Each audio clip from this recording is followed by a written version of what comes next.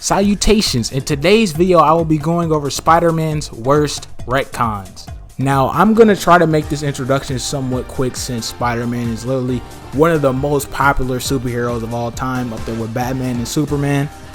Personally, he's my favorite, and so if you don't think Spider-Man is the best superhero, you're kind of just stupid. Some casual fans may believe that Spider-Man stayed the same for the most part, and they're kind of right. But throughout the years, Spider-Man's had a couple retcons, some good and some bad. But today, I am here to talk about the bad. Retcons that have destroyed past moments and ruined character development. I will be explaining why some Spider-Man fans don't like these retcons and giving a little bit of my opinion too. Most of these retcons will be from the 616 comics, by the way. Now, let's start this video off with... Dun dun dun dun dun. I'm sorry, I'm not gonna do that again. Peter Parker's the real clone! During the infamous clone saga, Peter meets his clone created by the Jackal again and has somewhat of an identity crisis.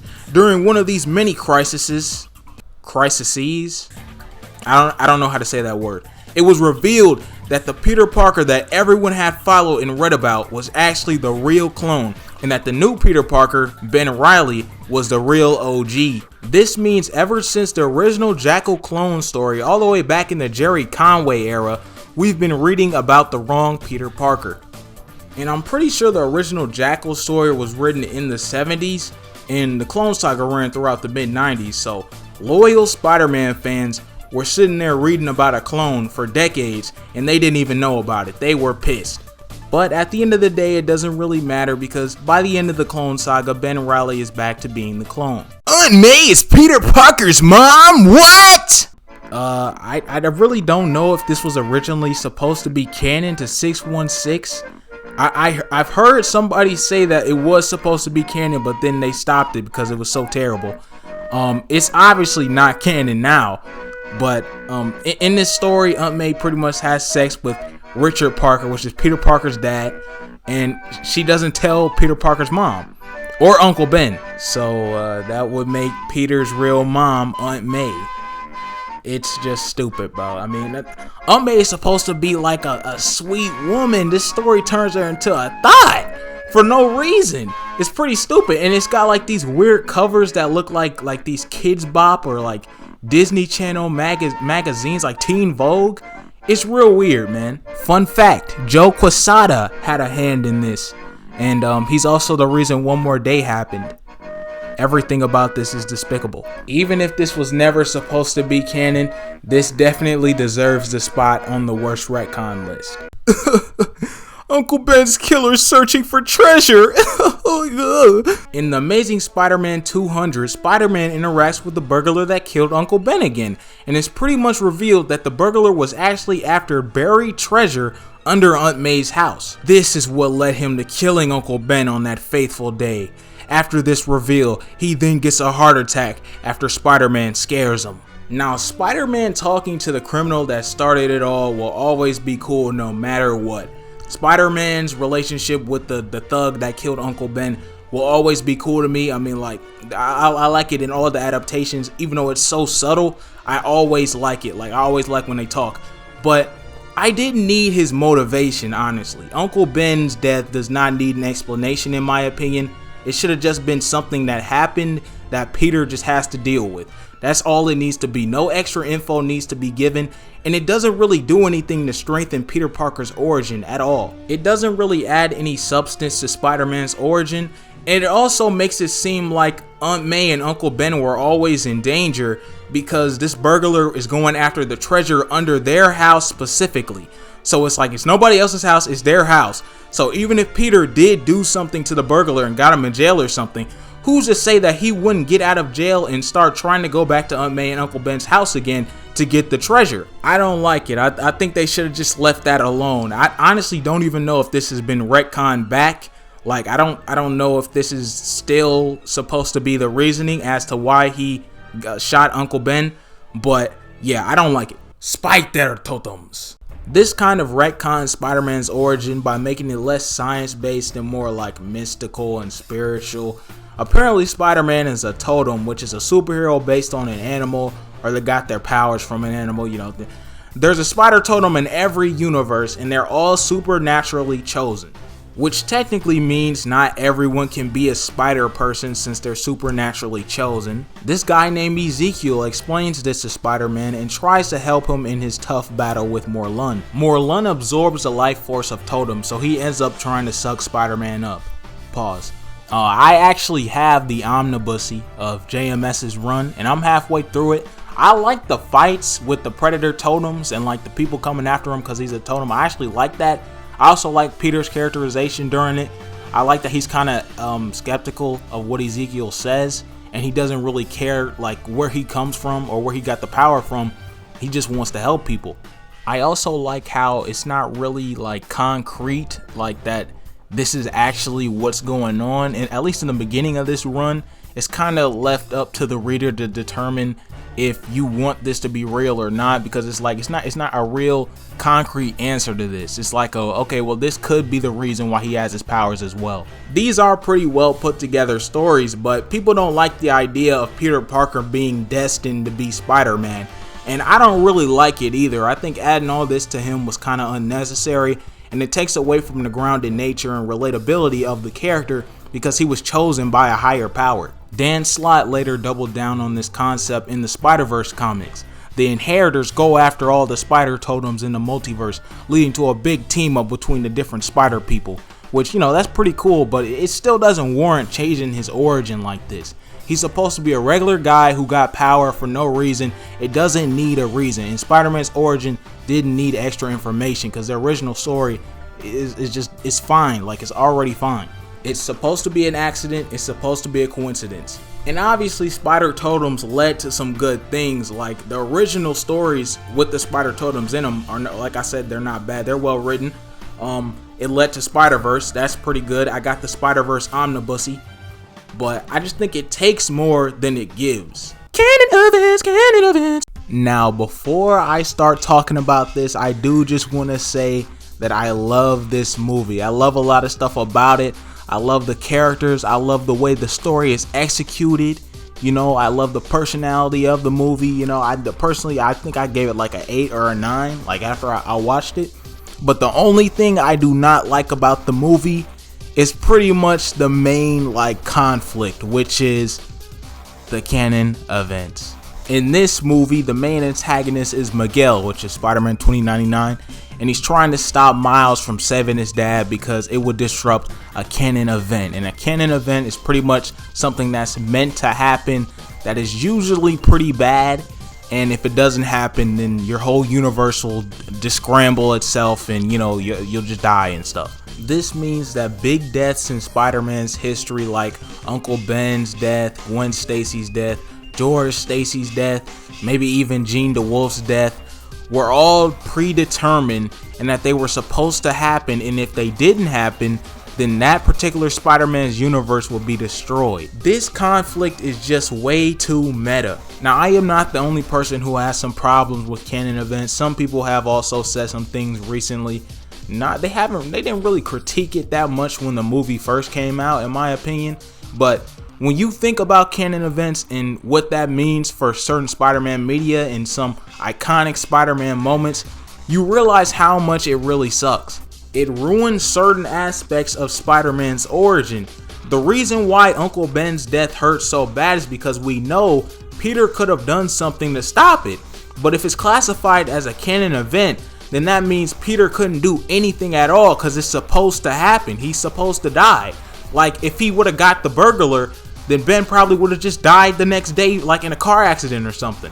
This means Spider-Man's actions don't even matter anymore, and makes all the pain and sacrifice throughout these stories that are quote-unquote canon events meaningless. It also forces every Spider person in the movie other than Miles to be a little out of character because they can't save people or do their jobs during certain canon events. I was so excited to see the different Spider people in this movie, just to be disappointed because they're all on Miguel's side. And I can't really blame them because it's like they don't want their universe to get blown up. It makes sense, but it just means they can't fully be Spider-Man. Like, they're not 100% Spider-Man because they can't save certain people. And Spider-Man's whole thing is, I'm saving everybody. Everybody's my responsibility. I got to take care of everybody. The only real Spider-Man is Miles. Miles is the only real nigga. And he's like the most Spider-Man-iest Spider-Man, like it's Rick and Morty. Now, that's probably not the best comparison, but I think this could all be fixed if we just switch the canon event conflict with another conflict that is already in the movie. That conflict being the whole Miles gets bit by a spider that's not from his universe thing. This is like a conflict in the movie. They bring this up. Miguel talks about this to Miles. Why couldn't they just make this the main problem and ditch the canon events? Think about it. It'll be like pretty much the exact same. We could still have Gwen coming there to get him to go to the Spider Society, and the people at the Spider Society, we could still have fan service, a whole bunch of Spider people there.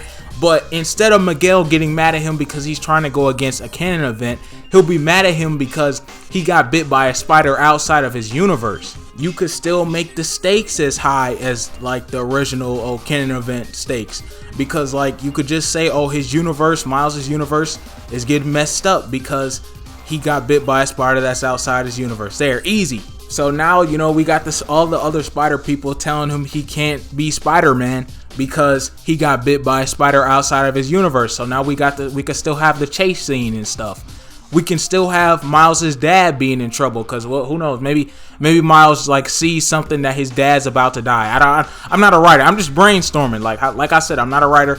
I'm just brainstorming. But maybe Miles sees something where it's like, oh, my dad's about to die. I can't stop being Spider-Man, Miguel, because my dad's about to die. And Miguel's like, no, you can't be Spider-Man because you got bit by a spider from another universe. And that could be the conflict.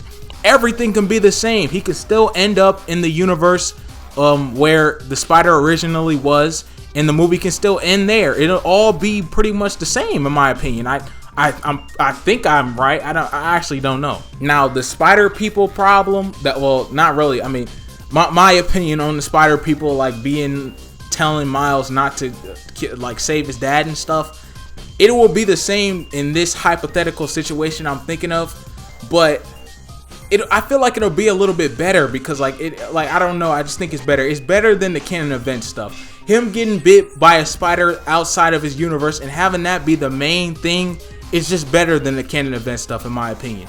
But yes, I am aware that this probably will be fixed in Spider-Man Beyond. Miles will probably figure out a way to stop canon events. I have no idea how, since they seem like they're foolproof or whatever. Like they just can't stop, and Miguel has went through it. So like, you know, I don't know, but maybe he'll hit him with the Edge of Time Spider-Man speech. You know, if you played Edge of Time, you'll know what I mean. I mean, it'll be cooler if Spectacular Spider-Man said it because, you know, Josh Keaton. But or maybe they could just jump him. They could jump Miguel. So yeah, that's my brainstorm, my ideas of how they can fix canon events. One more day. Now this is probably one of the most popular retcons on this list. Everybody knows about this. Even people who aren't Spider-Man fans may know about this. The accursed One More Day. The story that every Spider-Man fan complains about every 2 weeks. Some people believe this story is the root of the problem when it comes to the modern day Spider-Man comics. And they have good reason too. The story pretty much goes like this. Aunt May dies and Peter needs to get help, so he gets help from the devil, the Marvel devil, Mephisto.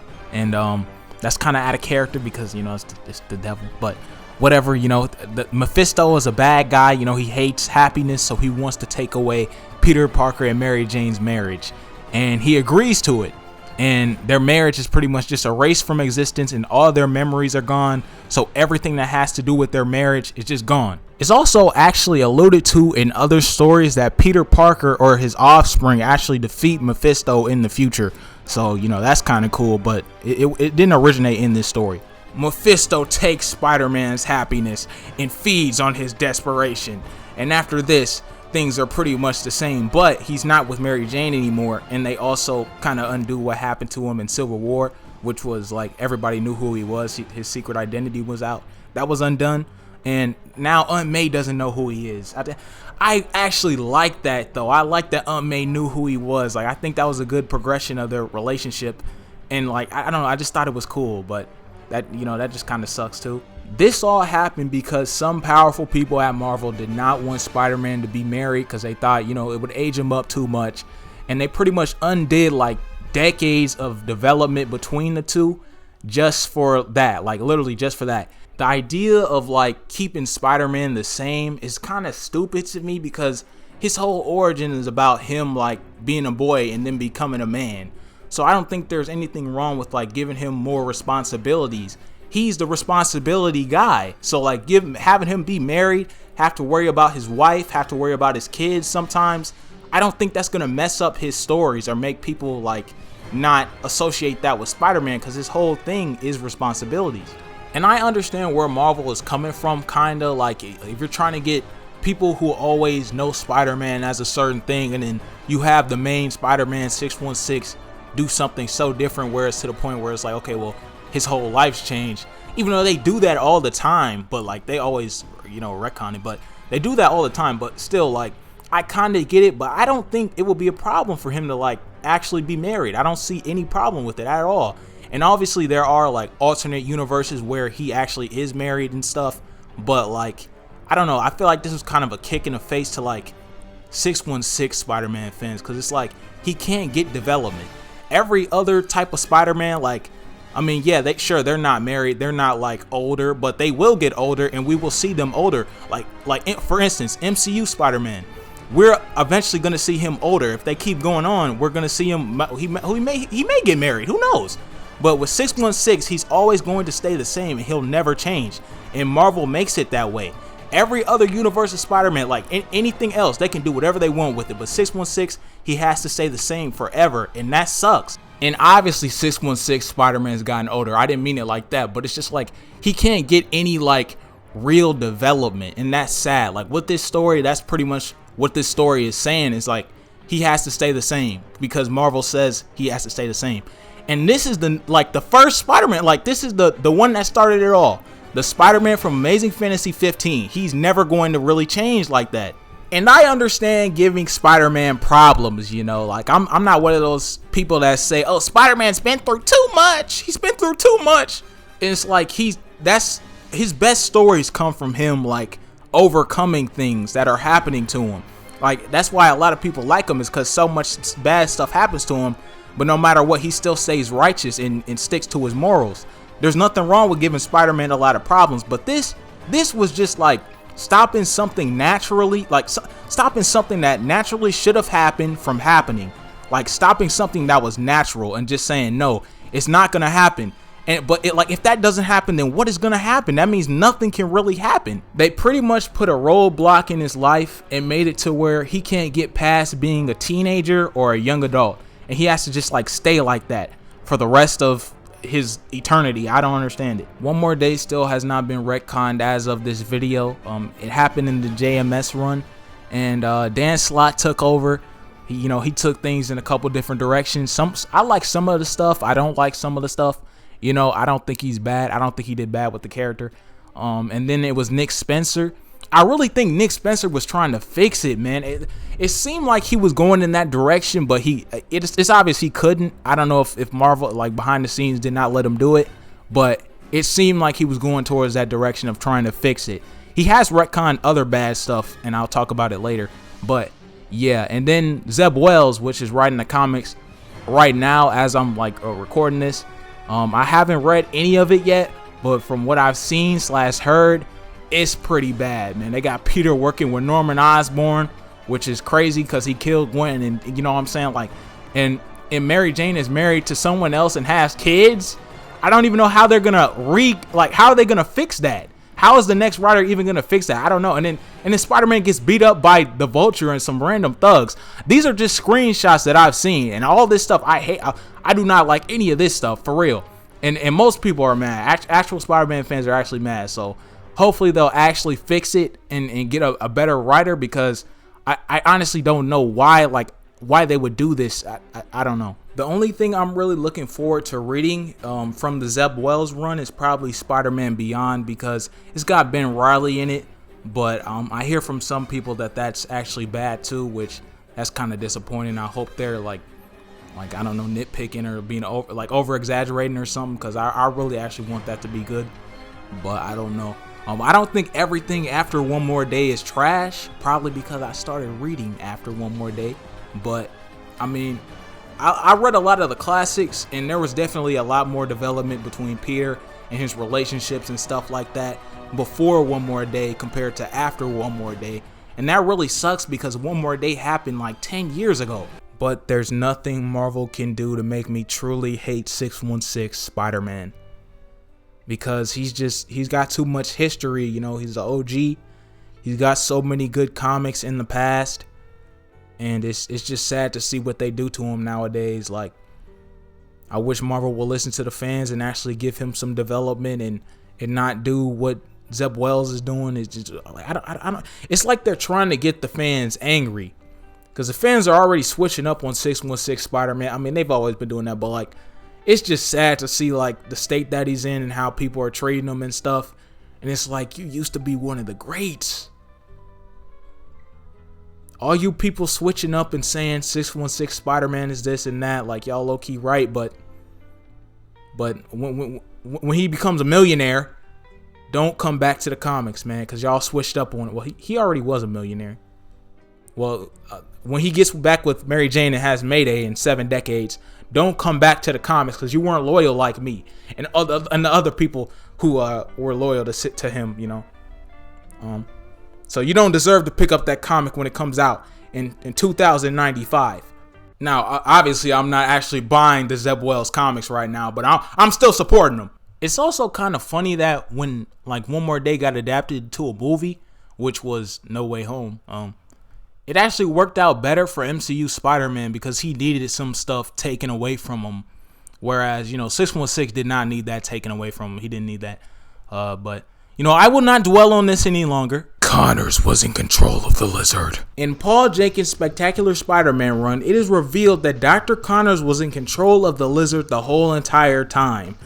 They definitely did this for shock value because this is just character assassination. Because, like, Dr. Connors' whole thing is that he's forced to become the Lizard and that he doesn't want to hurt people because he's not really evil. So when you see Spider-Man fighting the Lizard, you're supposed to feel bad for him because that's not really what he wants to do. But this just means that like he's been faking it the whole time and that he's not actually a good person, that he's actually a real bad guy. This isn't really bad for like an alternate universe or something, but not for main continuity, man. I don't think this really even gets addressed. He kind of just goes back to normal after this. Fifth Path. Like One More Day, this is another very controversial retcon that everybody knows, and it is also written by J. Michael Straczynski. Again, I really feel bad for the guy. In this story, it is revealed that Gwen Stacy got clapped by the Green Goblin and that they had kids. Now, I'm pretty sure what it originally was supposed to be was like, it was Gwen and Peter's kid, and Peter's figuring out that he had a kid, but they didn't let him do it. Like Mr. Straczynski couldn't do it because, you know, they don't want Peter to have kids. But this is just terrible. I understand Spider-Man needs new problems for his stories and his comics. You know, you want something mind-blowing for, let me go read the Spider-Man comic. But I do not like what they do, bro. Like, why do this? It was not needed. It was just this random dramatic thing, and it was just like I just don't get it. Like, and this is one of the reasons why I do not like when they bring Gwen back, because it's either like they're cloning her or they're doing this. Like like they either clone her for the 1,000th time or they're doing this. Please just let her stay dead, Marvel. Her coming back over and over again just takes away from her initial death. Like Uncle Ben, Gwen should just be someone that Peter actually loses that cannot come back. Nowadays, if Peter wants to see Gwen, all he has to do is just go to another dimension. Or that he can just wait for the Jackal to make a clone of her or somebody, because she gets a clone every 2 years. Sin's Past has been retconned by Nick Spencer, though. And once again, give Nick Spencer his props. You know what I mean? Gwen did not get back shots by the Green Goblin. That's no longer a thing. I'm grateful. Honorable mention. Miles Morales moves to 616. What? Now this is kind of like a 50-50 type of retcon. Like it's like a retcon and a half maybe. That's why it's in honorable mentions. Miles was originally from the Ultimate Universe and he was a Spider-Man after Ultimate Peter died. He developed as a character, he had a couple friends and he was having a blast, but Eventually, the Ultimate Universe got discontinued, and since Miles was so popular, he got drafted to the mainline 616 universe in Secret Wars in like 2015. All because he had a burger. A very, very special burger. Now Miles is from the 616, and some of the characters he used to interact with are gone, so it's kind of like a soft reboot maybe. I say it's kind of not a retcon anymore because he actually remembers some of the stuff from the Ultimate Universe like after a while, so yeah.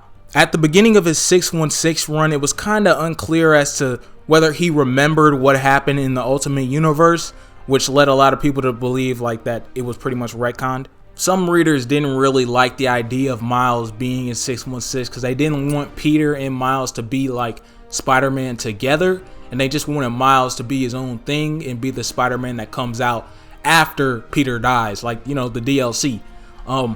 But I don't really got a problem with it. Like his runs in 616 are usually pretty good, so I don't have a problem with him in like him being with Peter, even though I do think it is better to have him like in his original context where it's like Ultimate Spider-Man is dead and now it's Miles. I like that better than just him being around while Peter is around, if that makes any sense. But that's just my opinion. I don't think it's always bad like that, because Marvel Spider-Man 2 wasn't bad. So yeah, it's just a better setup for the character, and it usually leads to a better origin for the character when Peter is dead. That's just my opinion though, you know. Also Marvel, please stop making Miles go through Peter Parker storylines. I'm tired of seeing that, bro. And also, why did you bring back Ultimate Spider-Man from the dead? Why? Honorable mention: Teresa Parker! In Amazing Annual number 5, Peter Parker's parents were revealed to be spies, and ever since then, bits of their lore has spread across many different Spider-Man stories. One of those big lore drops being Spider-Man's spy sister, Teresa Parker. Now, I actually kind of like Teresa Parker. Like, I like the idea that she's following after Peter Parker's parents while Peter Parker is following after Uncle Ben and Aunt May. That's kind of cool, but other than that, the writers really do not want anything to do with her. She doesn't pop up in nothing. Like, she first appeared in Family Business, but other than, like, she's barely in any comics, and Peter barely ever talks about her. It just seems like the writers don't want anything to do with her. Teresa Parker kind of gets retconned in the Nick Spencer run.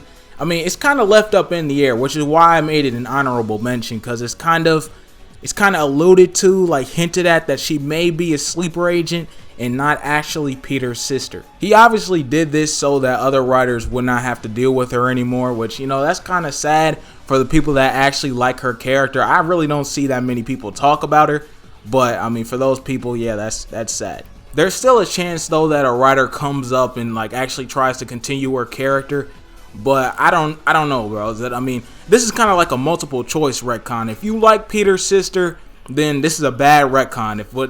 If she's actually a sleeper agent, then that sucks. But if you don't like Peter's sister, then I mean, this is good, I guess. And if you don't like Peter Parker's parents being spies and you just want him to be an everyman type of guy, then the Peter Parker's parents is a bad retcon too, I guess. It's your decision. You can choose. I cannot keep going on with this video because, I mean, you know, it seems like it would be pretty long and I've got school, so, you know, but there's nothing that can, these retcons are bad, but they cannot tear down Spider-Man's character and his legacy. He's still going to be going strong. He's still #1 best superhero in the world. Thank you for watching the video if you watched. If you have any opinions on like other type of videos like this that I should do, please tell me, and tell me if I got some stuff wrong in this video too, because, you know, I'm here for the criticism in order to make myself better. And give me more ideas for like bad retcons for maybe a part 2, or maybe good retcons, because, you know, that would be cool. If I do another one, then it'll probably get more nitty gritty with Spider-Man stuff. Not like nitty gritty to the point where it's like, oh, well, in this run, Spider-Man's face, Peter Parker's face looks different than in this run. You know, I'm not doing nothing like that, but, you know, it would have to be, you know, not baseline level stuff. I don't do these videos that often, actually. I don't know when I'm gonna do this again. It might be about a different thing, but, you know, I'll be doing a lot of different things. You know, it's a variety channel, a lot of different things. I'll be doing gaming videos and stuff, like vlogs, you know, skits. You know, I could be kind of funny too. And I did a video on the Mario Oreos. I'm gonna have to get back to that, you know, doing some more stuff like that. So yeah, that's pretty cool, you know, mukbangs, all this other stuff, you know, and it should be interesting if you like that. No, okay, never mind. Sayonara.